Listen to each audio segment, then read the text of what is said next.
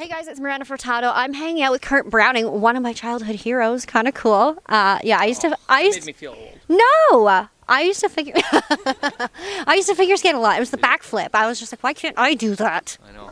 Why can't I do it anymore? That's what I'm asking myself.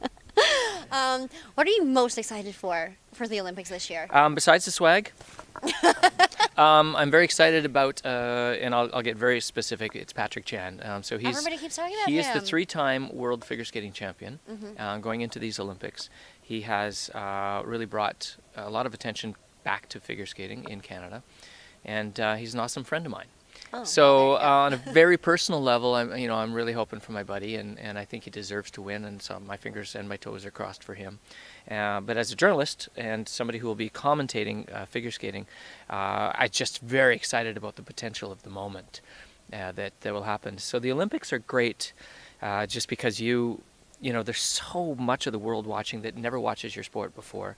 We wait 4 years for each Olympics to come along. The timing has to be right in your calendar, your personal athletic calendar. You can't get the cold that day, like I did, and all that. And you can't get hurt, you can't be injured. Everything has to be right.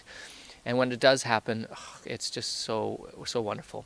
That said, he has to do it. He has to do it. So that's what I'm excited about. Fingers crossed.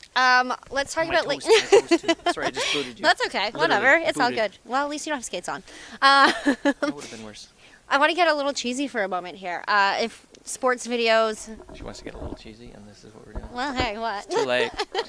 It's true. I accept it now. And your microphone's longer than everyone else's too. I know. Well, we're on a budget. That's what they had. Yeah.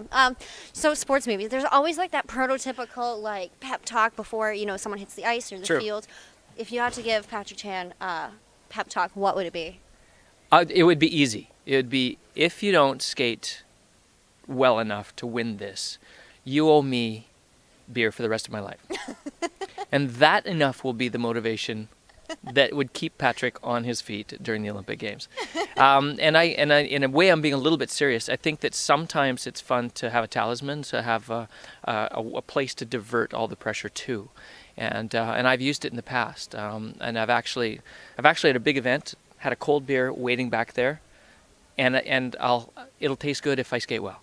And if I don't skate well, it won't. And so instead of thinking of all of Canada and the world watching, if you just think about, I'm going to go skiing afterwards, or I'm going to buy myself something I've always wanted, and focus on that, and it really helps. But basically, it would be yourself and go out there and don't just be you, and it'll be enough.